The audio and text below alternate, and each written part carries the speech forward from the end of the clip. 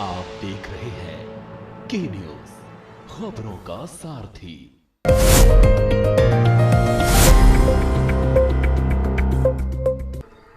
नमस्कार, के न्यूज के खास कार्यक्रम स्पेशल रिपोर्ट में आप सभी का स्वागत है और मैं हूं आपके साथ गरिमा वाजपेयी। आज हम सबसे पहले बात करेंगे बीजेपी राष्ट्रीय अध्यक्ष नितिन नवीन के सीएम योगी आदित्यनाथ के साथ मुलाकात मिशन 2027 पर मंथन। तो वहीं उत्तराखंड में ऋषिकेश में सेवा, सुशासन एवं समर्पण जन जन के द्वार कार्यक्रम में सीएम धामी ने की शिरकत। वही बात आगरा से भी, जहां एक सनसनीखेज मामला सामने आया है जिसकी स्क्रिप्ट किसी सस्पेंस फिल्म दृश्यम से कम नहीं है। चलते चलते बात उत्तर प्रदेश में कानून व्यवस्था और भ्रष्टाचार के खिलाफ पुलिस ने 2 अलग अलग जिलों में बड़ी कार्रवाई। अब इन सब पर विस्तार से करेंगे बातचीत।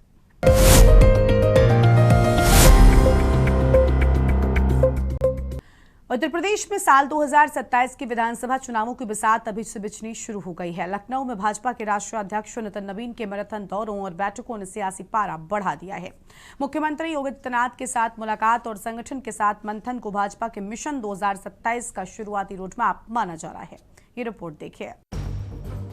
उत्तर प्रदेश की राजधानी लखनऊ में भाजपा के राष्ट्रीय अध्यक्ष नितिन नवीन का दौरा कई राजनीतिक संदेश दे रहा है। 2027 के विधानसभा चुनाव की तैयारियों के बीच संगठन और सरकार के बीच तालमेल को और मजबूत कराने की कवायद तेज हो गई है। मुख्यमंत्री योगी आदित्यनाथ के साथ बैठक, सहयोगी दलों से संवाद और संगठनात्मक बैठक को भाजपा चुनावी रणनीति का अहम हिस्सा बता रही है। लखनऊ में भाजपा के राष्ट्रीय अध्यक्ष नितिन नवीन का स्वागत सिर्फ एक औपचारिक कार्यक्रम नहीं, बल्कि आने वाले विधानसभा चुनाव की रणनीतिक शुरुआत के तौर पर भी देखा जा रहा है। पार्टी नेतृत्व संगठन को बूथ स्तर पर और मजबूत करने, सहयोगी दलों के साथ तालमेल बढ़ाने और सरकार की उपलब्धियों को जनता तक पहुंचाने के एजेंडे पर काम कर रहा है। मुख्यमंत्री योगी आदित्यनाथ और राष्ट्रीय अध्यक्ष नितिन नवीन की मुलाकात को संगठन और सरकार के बेहतर समन्वय के संकेत के रूप में देखा जा रहा है। भाजपा का संदेश साफ है कि डबल इंजन सरकार के विकास कार्यों और संगठन की ताकत के साथ देकर अगले चुनाव में उतरने की तैयारी अब शुरू हो चुकी है। 2027 की चर्चा तो जनता में शुरू हो चुकी है और 2027 चाहे तो निश्चित रूप से एक घर घर का विषय है। और मोदी जी के नेतृत्व में जब 2014 में हम चुनाव लड़ने जा रहे थे तो देश भर में लोगों ने एक चाय बेचने वाले के बेटे को देश का प्रधानमंत्री बनते हुए देखा और जिन्होंने मजाक उड़ाया वो हाशिए पर भी देखा। इस राज्य को एक अलग स्थान दिलाया अपने संघर्ष, अपने समर्पण से और मेहनत से। मैं मानता हूँ कि योगी आदित्यनाथ जी और हमारे दोनों उप मुख्यमंत्री जी, प्रदेश अध्यक्ष, पूरी टीम मिलकर उत्तर प्रदेश को उत्तम प्रदेश बनाने में लगी है। और मैं मानता हूं कि युवाओं को जिस प्रकार से 9 लाख युवाओं को रोजगार देना, उत्तर प्रदेश को उत्तम प्रदेश के रूप में इंफ्रास्ट्रक्चर जहां विकास भी है और विरासत को भी बढ़ाने का काम किया है, मुझे लगता है कि अपने आप में उत्तर प्रदेश इस देश को नेतृत्व करने वाला प्रदेश बन रहा है। और मैं मानता हूं कि आज माननीय प्रधानमंत्री जी के सपनों का जब 2047 के विकसित भारत का हम लोग सपना पूरा करेंगे तो निश्चित रूप से उस समय उत्तर प्रदेश भी 2047 के पहले ही विकसित उत्तर प्रदेश बनकर। मिशन 2027 का रोडमैप नितिन नवीन का मुख्य फोकस उत्तर प्रदेश में लगातार तीसरी बार सरकार बनाने के लिए रणनीति तैयार करना है।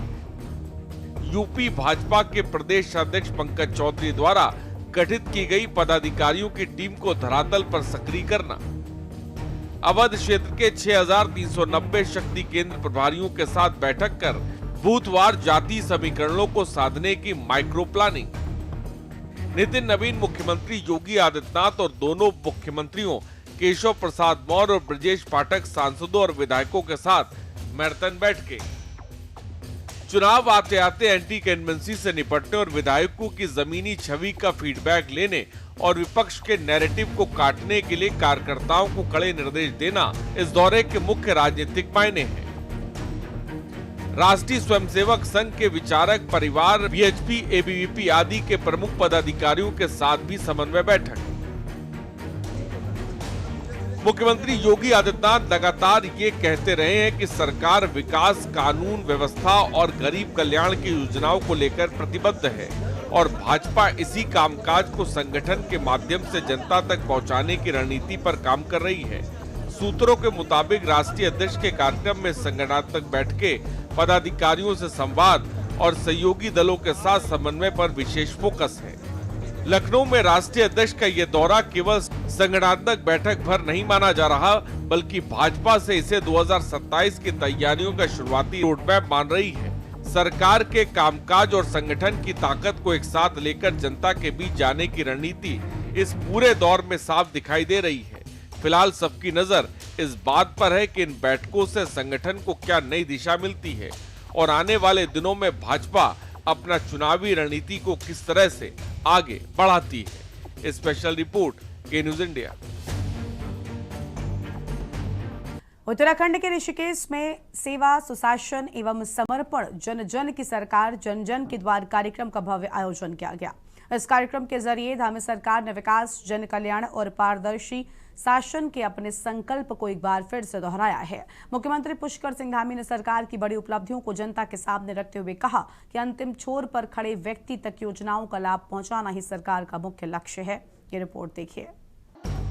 उत्तराखंड के ऋषिकेश में आयोजित सेवा, सुशासन एवं समर्पण जन जन की सरकार जन जन के द्वार कार्यक्रम के जरिए राज्य सरकार ने विकास, जन कल्याण और पारदर्शी शासन के अपने संकल्प को दोहराया। मुख्यमंत्री पुष्कर सिंह धामी ने सरकार की उपलब्धियों को जनता के सामने रखा और कहा कि सरकार अंतिम व्यक्ति तक योजनाओं का लाभ पहुंचाने के लक्ष्य के साथ काम कर रही है। ऋषिकेश में आज सेवा, सुशासन एवं समर्पण जन जन की सरकार जन जन के द्वार कार्यक्रम केवल एक सरकारी आयोजन नहीं, बल्कि जनता से सीधे संवाद का मंच बना। कार्यक्रम के माध्यम से सरकार ने विकास कार्यों, जन कल्याणकारी योजनाओं और सुशासन के अपने एजेंडे को सामने रखा। सरकार का कहना है कि उसका उद्देश्य योजनाओं का लाभ अंतिम व्यक्ति तक पहुंचाना और सेवा की भावना के साथ प्रशासन को जनता के और करीब लाना है।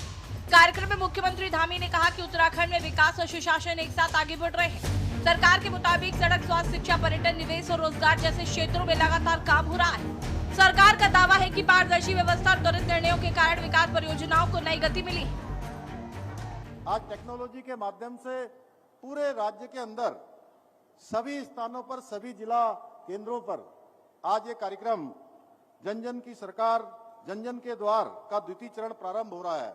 इस अवसर पर वहां पर उपस्थित हमारे सभी आदरणीय मंत्रीगण, आदरणीय सांसदगण, आदरणीय विधायकगण, जिला पंचायतों के अध्यक्ष, महापौर, नगर पालिका, नगर पंचायत और सभी ब्लॉकों के ब्लॉक प्रमुख, सभी हमारे प्रतिनिधिगण, क्षेत्र पंचायत, जिला पंचायत, ग्राम प्रधानगण, सभी हमारे पार्षदगण, मैं आप सभी का आज के इस अवसर पर आप सभी का हार्दिक स्वागत करता हूं, आप सबका अभिनंदन करता हूं।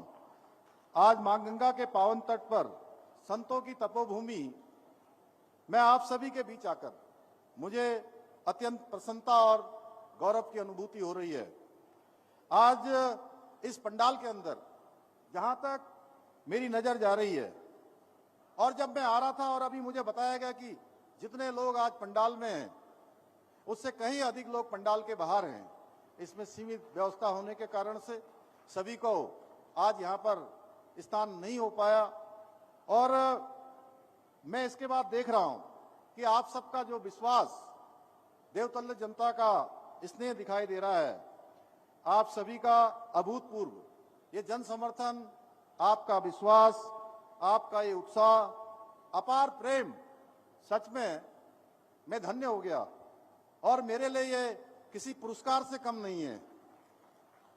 आपका यही प्रेम और विश्वास मुझे दिन रात राज्य के समग्र विकास के लिए पूरी निष्ठा के साथ, पूरी ऊर्जा के साथ और पूरे समर्पण के साथ काम करने की ऊर्जा प्रदान करता है। भाइयों बहनों, आज मैं सच में आपके बीच में मुख्यमंत्री के रूप में नहीं बल्कि उत्तराखंड के एक सेवक के रूप में आप सबके बीच में उपस्थित हुआ हूं। जन जन की सरकार जन जन के द्वार, जनता तक योजनाओं का लाभ पहुंचाने पर जोर। सेवा और सुशासन को सरकार की प्राथमिकता। विकास योजनाओं की प्रगति की समीक्षा। पारदर्शी और जवाबदेह प्रशासन का संदेश। अंतिम व्यक्ति तक सरकारी सेवाएं पहुंचाने का संकल्प। युवाओं, महिलाओं और किसानों के कल्याण पर विशेष फोकस। निवेश, रोजगार और बुनियादी ढांचे को गति देने का दावा। मुख्यमंत्री ने कहा कि सरकार केवल घोषणाओं तक सीमित नहीं है, बल्कि योजनाओं के प्रभावी क्रियान्वयन पर लगातार काम कर रही है। सरकार का दावा है कि डिजिटल तकनीकी, पारदर्शी व्यवस्था और समयबद्ध कार्यशैली के जरिए आम नागरिकों को बेहतर सेवाएं उपलब्ध कराई जा रही है और इसी सोच के साथ जन जन की सरकार, जन जन के द्वार अभियान को आगे बढ़ाया जा रहा है। सरकार का कहना है कि सेवा पखवाड़ा केवल उपलब्धियां गिनाने का कार्यक्रम नहीं, बल्कि जनता के सुझावों को सुनने और प्रशासन को अधिक जवाबदेह बनाने का अभियान भी है। और यही वजह है कि विभिन्न विभागों की योजनाओं को लोगों तक पहुंचाने के साथ साथ जन समस्याओं के समाधान पर विशेष जोर दिया जाए। राजनीतिक दृष्टि से भी ये कार्यक्रम सरकार की उस रणनीति का हिस्सा माना जा रहा है जिसके तहत विकास, सुशासन और जनसंपर्क को एक साथ आगे बढ़ाया जा रहा है। सरकार का संदेश है कि जनता के विश्वास को विकास और सेवा के माध्यम से लगातार मजबूत किया जाएगा। फिलहाल अब निगाह इस बात पर रहेगी कि इन अभियानों का लाभ आम लोगों को किस गति और प्रभाव के साथ पहुंचता है। वक्त तो चला है एक छोटे से ब्रेक का। रहे हैं के न्यूज़, खबरों का सारथी।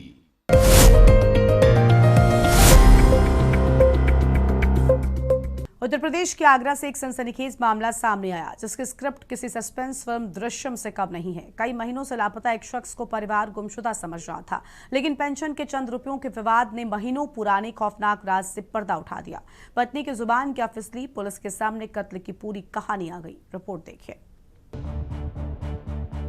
आगरा में एक ऐसा मामला सामने आया है जिसकी कहानी फिल्म दृश्यम की याद दिलाती है। एक शख्स कई महीनों से लापता था और परिवार इसे गुमशुदगी मान रहा था, लेकिन पेंशन को लेकर हुए विवाद के दौरान पत्नी की जुबान फिसली और पुलिस के मुताबिक वहीं से जांच की दिशा बदल गई। इसके बाद जो खुलासा हुआ उसने सभी को चौंका दिया। आपको बता दें, आगरा में एक कथित हत्या का मामला उस वक्त सामने आया जब एक पारिवारिक विवाद ने कई महीनों से दबी कहानी को उजागर कर दिया। पुलिस के मुताबिक मृतक लंबे समय से लापता था और परिजन उसकी तलाश कर रहे थे। इसी बीच पेंशन के पैसे को लेकर परिवार में विवाद हुआ। पुलिस का दावा है कि इसी दौरान पत्नी के एक कथित बयान ने जांच को नई दिशा दे दी। इसके बाद पुलिस ने पूछताछ तेज की और मामले की परतें खुलनी शुरू हुई। वहीं दूसरी तरफ मृतक के पिता का कहना है कि उनका बेटा लंबे समय से घर पर नहीं लौटा था। परिवार लगातार उसकी तलाश करता रहा, लेकिन कोई सुराग नहीं मिला।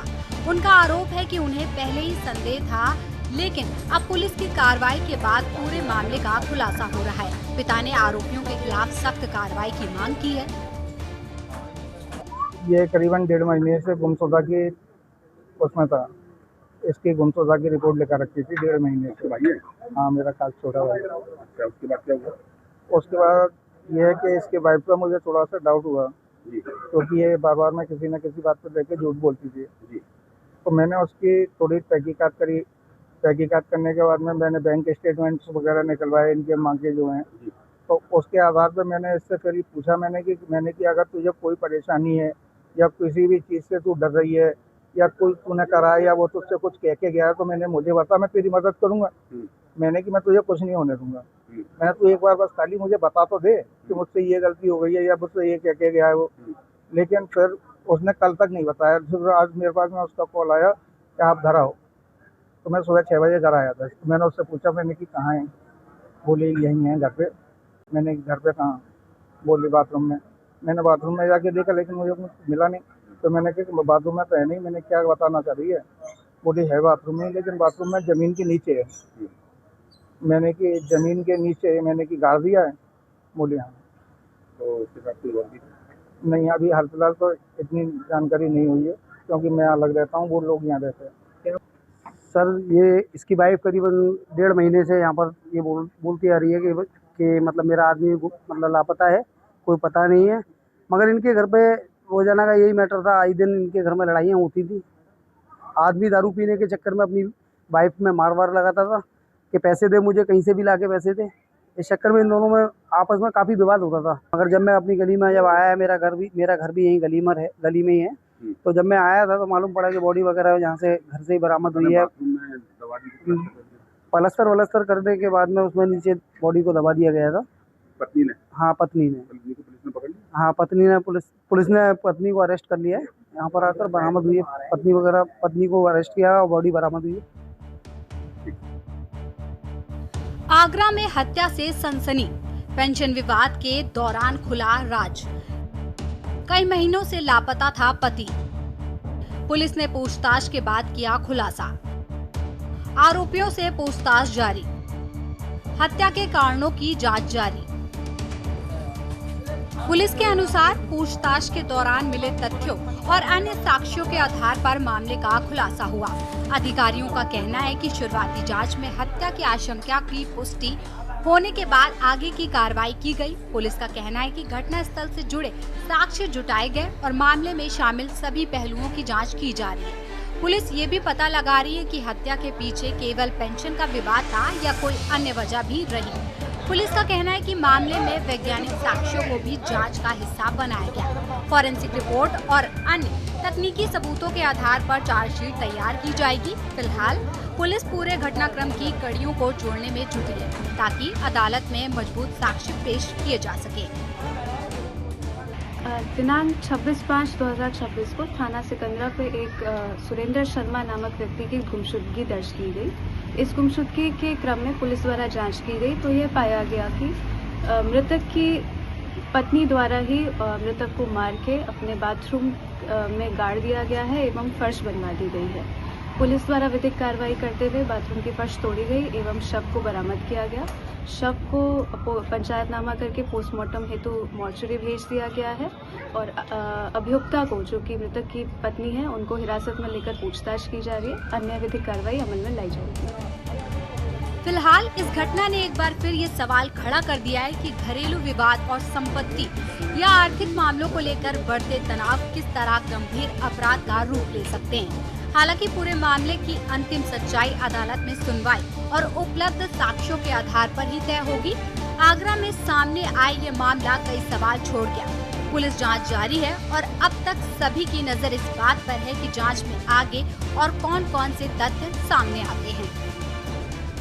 में एक दिल दहलाने वाला मामला सामने आया जहां एक पत्नी ने अपने पति की हत्या कर दी और उसके शव को घर के ही बने बाथरूम के नीचे दबा दिया। फिलहाल उस घर के बाहर खड़े हैं, देख सकते हैं यही वो घटना स्थल है और अभी फिलहाल घर के बाहर ताला लगा हुआ है क्योंकि पुलिस ने शव को बाहर निकाला। उसके बाद अभी पुलिस अपनी जांच में जुड़ दी है। यही वो सामने जो गेट दिखाई दे रहा है वही बाथरूम है और उसी बाथरूम के अंदर पति का शव तकरीबन 18 मई से वो शव बाथरूम के फर्श के नीचे ही रहा और पूरी घटना इस तरह से बताई जा रही है कि 18 मई को पति जो सुरेंद्र है, मृतक जो सुरेंद्र है, उसकी पत्नी रूबी ने बताया कि पति 18 मई से गायब है और 26 मई को आगरा के थाना सिकंदरा में गुमशुदगी दर्ज कराई। उसके बाद लगातार पुलिस के संपर्क में जो पत्नी है वो लगातार थी और उसका कहना ये था कि पति मेरे कहीं चले गए हैं, मिल नहीं रहे हैं। लेकिन जिस तरह से पुलिस लगातार खोजबीन कर रही थी और मृतक का जो भाई है, मृतक के भाई लगातार अपने भाई की पत्नी से पूछ रहे थे कि क्या ऐसी वजह है, अगर तुम्हें कुछ मालूम है तो बताओ। तो मृतक के भाई ने बताया कि आज सुबह उसने बताया कि हमारे पति घर पर ही हैं और घर पर जब देखा गया तो वो घर पर नजर नहीं आ रहे थे। उसके बाद पुलिस को सूचना दी।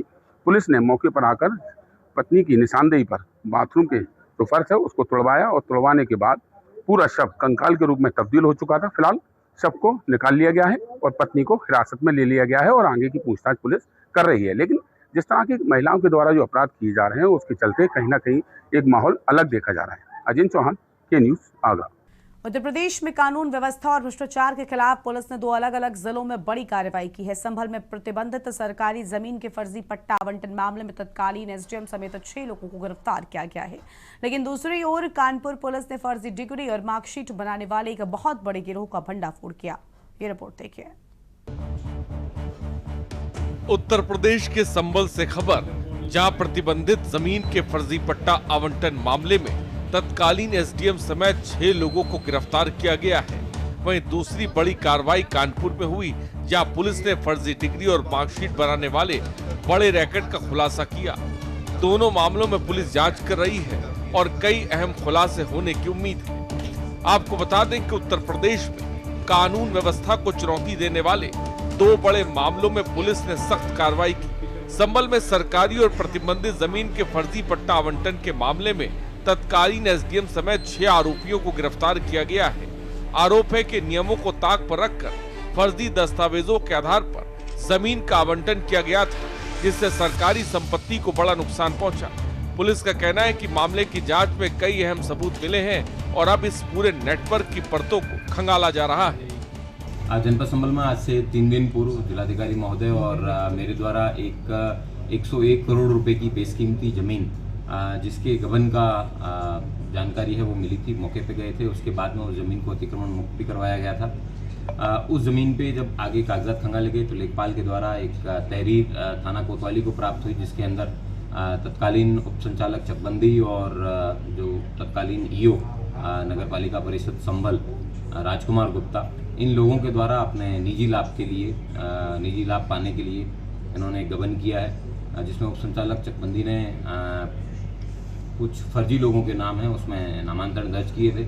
उसके बाद में कुछ लोगों के द्वारा माननीय उच्च न्यायालय के अंदर रिट योजित की थी उस आदेश के खिलाफ, लेकिन राजकुमार गुप्ता के द्वारा उस रिट को अपने निजी लाभ प्राप्त करने के लिए वापस विड्रॉ कर लिया था। कुल 101 करोड़ रुपए की ये ज़मीन है। इसके बाद में इन लोगों के द्वारा उस ज़मीन को आगे बेचा गया और ज़मीन को खुर्द करने का प्रयास किया गया। सर, इससे पहले और भी अन्य मामले इनके सामने थोड़ा सा भी राजकुमार गुप्ता के खिलाफ एक 44 लाख रुपए के गबन का मामला है, वो 2022 के अंदर लिखा गया था, जो पूर्व में इसके 6 साल तक ये यहाँ पे नगर आयुक्त कह सकते हैं एक तरीके से यहाँ पे रहा था, ईओ रहा था, अधिशासी अधिकारी रहा था। और उस समय के उसने कई अन्य मामले भी इसके प्रकाश में आए हैं। संभल कस्बे की जनता से अपील की जाती है कि अगर कोई भी व्यक्ति इसके जो कृत्य हैं या कारनामे हैं इनके बारे में जानकारी रखता है तो वो संभल पुलिस से आके साझा करें। इसके पूरी विवेचना के विवेचक हमारे सीओ कुलदीप कुमार हैं, वो वर्तमान में इसमें बहुत ही सघनता के साथ में इसकी विवेचना कर रहे हैं। मैं उम्मीद करता हूं कि जो भी संभल वासी हैं वो उनसे अपनी सूचनाएं जरूर साझा करें, ताकि समय रहते इस तरीके के जो लोग सिस्टम के अंदर सिस्टम को ही दिमाग की तरह खाने का प्रयास कर रहे हैं, उनकी सफाई है वो की जा सके। पुलिस के मुताबिक जांच के दौरान सामने आए कि सरकारी प्रक्रिया का दुरुपयोग कर प्रतिबंधित जमीन के फर्जी पट्टे तैयार किए गए। इस मामले में तत्कालीन एसडीएम समेत 6 लोगों को गिरफ्तार किया गया। जांच एजेंसियां अब ये पता लगा रही हैं कि इस पूरे खेल में और कौन कौन शामिल था और कितने लोगों को इसको फायदा पहुंच रहा था। इधर कानपुर में भी पुलिस ने बड़ी कार्रवाई करते हुए फर्जी डिग्री और मार्कशीट बनाने वाले रैकेट का पर्दाफाश किया। पुलिस ने आरोपियों के कब्जे से बड़ी मात्रा में फर्जी शैक्षणिक प्रमाण पत्र, मार्कशीट, कंप्यूटर, प्रिंटर और अन्य उपकरण बरामद किए हैं। शुरुआती जांच में सामने आया है कि यह गिरोह लंबे समय से फर्जी दस्तावेज तैयार कर लोगों को नौकरी और प्रवेश दिलाने के नाम पर ठगी कर रहा था। 2 अलग-अलग जिलों में हुई इन कार्रवाइयों ने साफ कर दिया कि सरकारी व्यवस्था से खिलवाड़ हो या शिक्षा व्यवस्था में फर्जीवाड़ा, पुलिस अब ऐसे मामलों पर लगातार शिकंजा कस रही है। संभल में जमीन घोटाले की जांच अभी भी जारी है, जबकि कानपुर में पुलिस इस रैकेट से जुड़े अन्य लोगों और इनके नेटवर्क की तलाश कर रही है। आने वाले दिनों में दोनों मामलों में कई और बड़े खुलासे हो सकते हैं। संभल में खुलासा किया है। बताया जा रहा है कि सरकारी संपत्ति 1987 से उन्होंने जो है खुर्द करके कागजों में दर्शा दी गई थी और वो अन्य व्यक्ति के नाम पर बेच दी गई थी। उसमें एक बड़ा खुलासा सामने आया है। करीब 100 करोड़ से अधिक की संपत्ति वो बताई जा रही है, जिसमें संभल पुलिस ने और जिलाधिकारी की मौजूदगी में करीब 31 लोगों के खिलाफ एफआईआर दर्ज की गई थी, जिसमें करीब 3 से 4 लोग सरकारी अधिकारी हैं शामिल हैं। करीब 31 लोगों पर एफआईआर संभल पुलिस ने की है, जिसमें एक ईओ से मौजूद उनके खिलाफ कड़ी कार्रवाई करते हुए आज राजकुमार गुप्ता जी थे, उन्हें गिरफ्तार किया गया है। उनके कई पूछताछ खुलासे किए गए हैं, कई उनसे पूछताछ की जा रही है अब भी, और उन्होंने बताया है कि हमने कई जगह ऐसा जो खुलासे किए हैं, कई ऐसे हमने घोटाले किए हैं। करीब एक घोटाला 100 करोड़ से अधिक था जो संभल पुलिस ने उसे उजागर किया है। कैमरामैन अखिल के साथ रही सलवी के इंडिया संभल। स्पेशल रिपोर्ट में आज इतना ही। तमाम बड़ी खबरों के लिए आप देखते रहिए के न्यूज़ इंडिया। नमस्कार।